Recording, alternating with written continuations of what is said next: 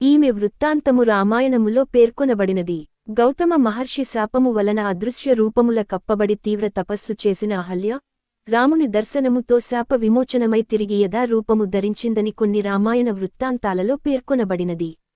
వీరికి 4 కుమారులు, వారిలో జ్యేష్ఠుడు శతానంద మహర్షి. బ్రహ్మ అహల్యను అత్యంత సౌందర్యవతిగా సృష్టించాడు. దేవతలందరూ ఆమెను పరిణయమాడాలనుకున్న వారే. అప్పుడు బ్రహ్మ త్రిలోకాలను ఎవరైతే ముందుగా చుట్టి వస్తారో ఆమెను వివాహమాడడానికి అర్హులని ప్రకటిస్తాడు. ఇంద్రుడు తన శక్తులన్నింటినీ ఉపయోగించి ముల్లోకాలను తిరిగి వచ్చి అహల్యను ఇచ్చి వివాహం జరిపించమని బ్రహ్మను కోరుతాడు. అప్పుడు నారదుడు వచ్చి గౌతముడు ఇంద్రుడికంటే ముందుగా ముల్లోకాలను చుట్టి వచ్చాడని చెపుతాడు. గౌతముడు తన దైనందిన పూజలో భాగంగా గోవు చుట్టూ 3 ప్రదక్షిణలు చేశాడని, ఒకరోజు అలా ప్రదక్షిణ చేస్తుండా ఆవు లేగ దూడకు జన్మనిచ్చిందని, శాస్త్రాల ప్రకారం శిశువును ప్రసవిస్తున్న ఆవు ముల్లోకాలతో సమానమని అందుకే అతనికి ఆ ఫలితం దక్కిందని తెలియజేస్తాడు.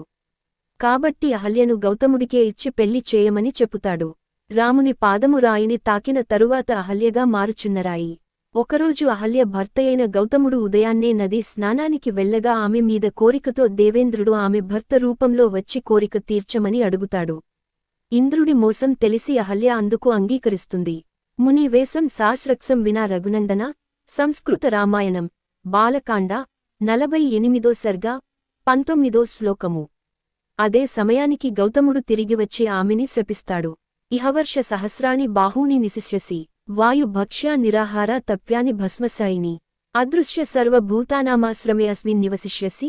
సంస్కృత రామాయణం బాలకాండము 48వ సర్గ 30వ శ్లోకము. అనగా బహు సంవత్సరాలు నీవు గాలిని భక్షిస్తూ ఆహారము లేక తపస్సు చేసుకుందువు. నీపైన పరాగము బూడిద కప్పబడుతుంది. నీవెవరికీ కనబడవు. అదృశ్య రూపమున ఇక్కడనే తపస్సు చేసుకునుము.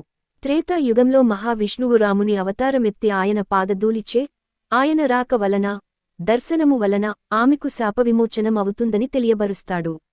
శ్రీమద్ ఆంధ్ర వాల్మీకి రామాయణము యథాతథ అనువాదము వావికొలను సుబ్బారావు గారు 1932. అలాగే ఇంద్రుణ్ణి తన శరీరమంతా స్త్రీ జననేంద్రియాలతో నిండిపోయేలాగా శపిస్తాడు. వృషణాలు నేలరాలిపోయేటట్లు చేస్తాడు. కాని ఇంద్రుడు ఇతర దేవతల సాయంతో ఒక జీవాన్ని బలి ఇచ్చి దాని వృషణాలను అతికించేటట్లు చేస్తాడు. అమ్మవారిని గురించి తపస్సు చేసి తన శరీరంపై ఉన్న స్త్రీ జననేంద్రియాలను కన్నులులాగా కనిపించేటట్లు వరం పొందుతాడు. అందుకనే ఆయన్ను సహస్రాక్షుడు అని కూడా వ్యవహరిస్తారు. ఇట్లు అహల్య శిలగానయ్యనని కొన్ని గ్రంథములయందు గలదు. కాని అది వాల్మీకి మతముగాదు.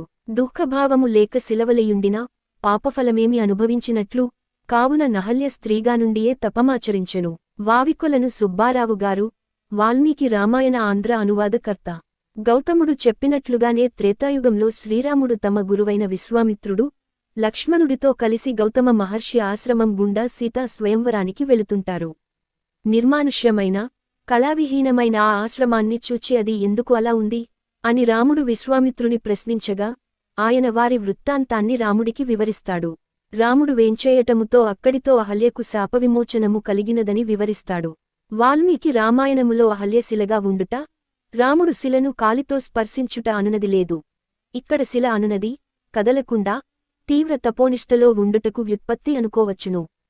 పరాగము కప్పబడి ఆ ప్రాంతమంతయు అహల్య అదృశ్యరూపములో అహల్య ఉండెను.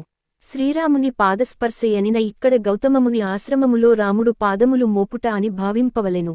అనగా కేవలము శ్రీరాముని ఉనికి మాత్రం చేత గౌతమముని ఆశ్రమమునందు అహల్యకు శాపవిమోచనము కలిగెనను. గౌతముడు కూడా వెంటనే అక్కడ ప్రత్యక్షమయి సీతా స్వయంవరంలో జయం కలిగేలా దీవిస్తాడు.